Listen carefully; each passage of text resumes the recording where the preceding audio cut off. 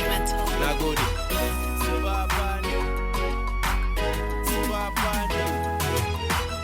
Yarinya abun alfahari. Let's go. Salamu alaikum, dan mata barka ne. Yara na ta tambo a titi yana su Wato a takaice tun da Allah ya sa na kwallo ido na gaji. ni kuma daidai na sayo Daga lokaci guda kin mun delete all formatting gami da rest. Gaba ɗayan da kwakwalwa ta empty take. Hakan ya bani ƙwarin gwiwa in bayyana miki soyayya. ya baby son ki kawai nake. Bani da so amai. Ko ba haka ba? So saboda idan kika gane, oho na gane. Kina so na koma haka ba. To amma ki furta min da bakin ki domin ki share min tantama. Tantamar ta sharu. Allah ya isa.